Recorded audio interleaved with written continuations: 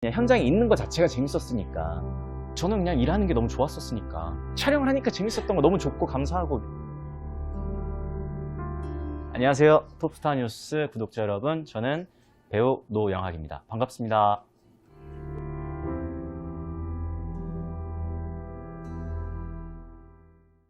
요즘에 어떻게 지내고 계세요?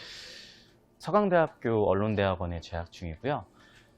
영영학과에서 열심히 공부하면서 촬영도 간간히 하면서 지내고 있습니다.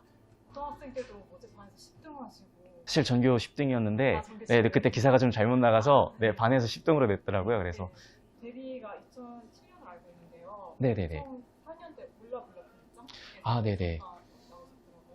이제 저는 보조 출연을 되게 오래 했던 것 같아요. 그러니까 첫 보조 출연이 2001년인가 2002년에 원작 동화였던 것 같고요. 그다음에 2002년에 매직키드 마수리에서부터 이제 어린이 드라마에 대한 인연을 쌓아가기 시작을 했어요. 처음에 이제 매직키드 마수리에서 보조 출연하고 울라블라 블루장에서 조금 역할이 올라가서 주인공 옆에 앉은 친구.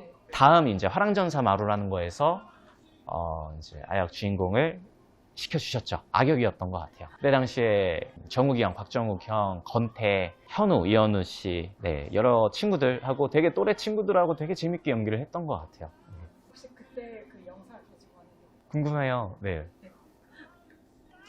울라블라 블루장이에요? 네.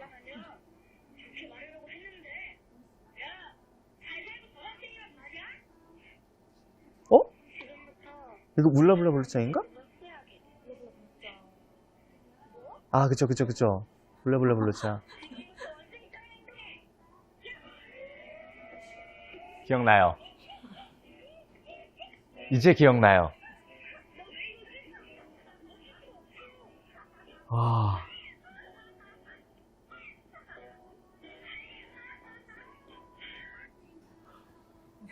진짜 기억도 안 나고 있었어요. 원숭이 흉내 때문에 알았어요, 지금. 그 당시에 저 여자분의 아빠인가 뭐 동료로 나오는 그 성인 연기자분이 계셨는데, 제가 원숭이 흉내를 어떻게 내야 될지를 모르겠는 거 어렸을 때, 그래서 그분이 가르쳐 줬던 거를 그대로 했던 기억이 나요. 그걸 다 했다고. 네네네. 계기는 어떻게 해서 이렇게 배우게? 근데 처음에는 문화센터 같은 데가 있었는데, 문화센터에서 연극반 같은 걸 했던 것 같아요. 근데 거기에 이제 저보다 먼저 어떤 친구가 이제 방송 연기를 이제 보조 출연을 나가고 있었는데, 이제 현장 체험처럼 한번 놀러 가자 같이 해서 따라갔다가 너무 재밌는 거예요. 그때부터 이제 연기를 시작을 하게 됐는데, 엄마한테 막 쫄랐죠, 하고 싶다고.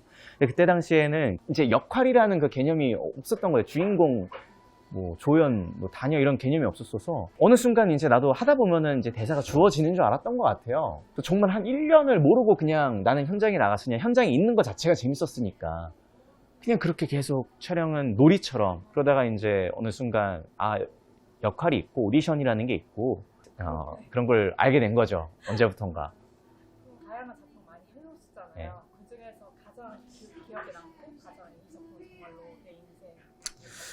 사실 보이스비인 것 같아요. 아직 안 나왔어요. 2019년에 여름에 찍은 영화인데 얼마 전에 부천영화제에서 먼저 선 공개를 했고요. 코로나 때문에 또 관객석도 축소가 됐어서 많이 보지는 못했지만 또 매진도 됐었어요. 그래서 스크린에서 첫 주연 작품이었고, 또래 배우들도 많이 나왔고, 이제 좋은 액션 연기를 보여드리기 위해서, 좋은 연기를 보여드리기 위해서 되게 많이 노력을 했던 것 같고, 이제 교복 입고 찍을 수 있는 아마 마지막 작품이었던 것 같고, 그 당시에 세상을 바라보면서 느꼈던 뭔가 저만의 생각들을 그 영화에 담아내고 싶었던 그 지점들이 있었거든요.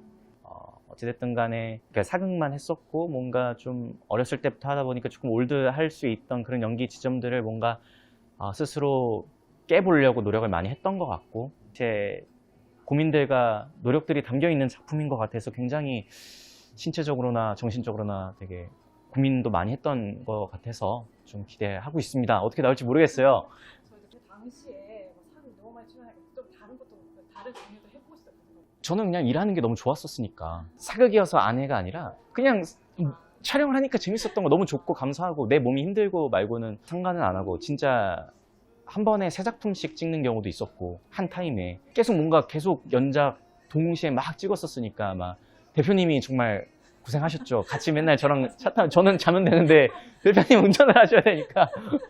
그럼에도 불구하고 이제 되게 일을 좋아했죠.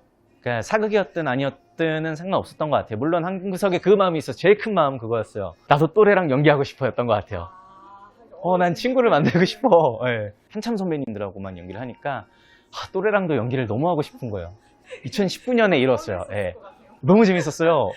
촬영 끝나고 연습 끝나고 같이 술 먹으러 가고 예, 같이 막 놀러도 다니고 여행도 같이 가고 막 그런 것들이 재밌더라고요. 한 번도 해본 적이 없었던 것 같은데 또 너무 어렸을 때는 너무 어렸을 때니까 못했었고 다쳤었죠. 근데 몰랐어요. 저는 코뼈가 부러졌었어요. 이제 그때가 당시 감독님이 되게 무서웠어요. 김지훈 감독님이 되게 무서웠는데 전쟁 씬 특성상 준비 기간이 되게 많이 걸려요. 한 씬에 뭐 1시간은 그냥 가거든요. 준비 기간이 같이 막 엎드리는 그런 씬이었는데 그 개머리판에 코를 맞은 것 같아요. 그거를 이제 티를 못 냈던 거죠. 엄청 아팠는데 참았어요. 무서우니까 감독님 너무 무서우니까 참았어요. 이제 또 많이 기다리시는 분들이 있으니까 3년이 지났나? 그리고 운동을 하다가 또 코뼈가 부러졌는데 엑스레이를 찍으러 가니까 저는 이쪽 펴를 다쳐서 갔는데 이제 이쪽 펴도 부러져 있다라는 거예요. 근데 이쪽 펴는 옛날에 부러져서 아마 그냥 그대로 굳은 것 같다. 그때 왜 치료를 안 받았냐? 아팠을 텐데. 글쎄요. 하고 말았죠.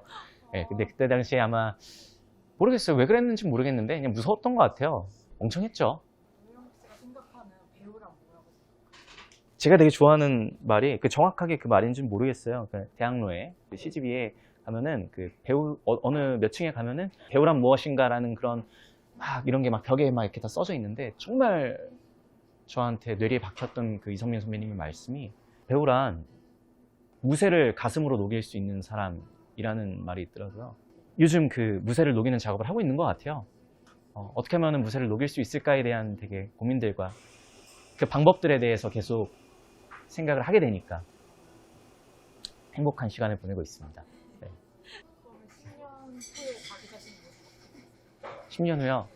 그냥 되게 멋있는 사람이 되어 있었으면 좋겠어요. 뭐 연기를 정말 잘하는 배우도 좋지만 누군가한테 깊게 제가 받은 영향처럼 깊게 누군가를 변화시킬 수 있는 그런 사람이 되어 있었으면 좋겠습니다. 연기를 꿈으로 가지고 있는 아역 배우들 있을 거 아니에요? 네. 혹시 조언하고 싶은 조언이요? 글쎄요. 아역 배우들한테 아역 배우라고 아역 배우 대접을 받아본 적이 없기 때문에 조언을 해보자면은 사실 어린 시절에는 등 떠밀려서 하기 되게 쉬운 것 같아요. 그러니까 뭐 시작은 어찌저찌 할 수 있어. 근데 그 끝이라는 게 되게 중요하잖아요. 계속 하고 싶으면 내가 하고 싶으니까 하는 거고 그거면 된 거고 하다가 그만둬야 될 것 같아. 그냥 내가 하기 싫으면 내가 하고 싶어서 했으니까 내가 하기 싫으면 그만두는 거죠. 그냥 딱 그거만 있었으면 좋겠어요. 뭐 어떻게 노력해라가 아니라 시작도 너가 하고 끝도 너가 맺어라. 앞으로 활동 계획? 앞으로의 활동 계획이요.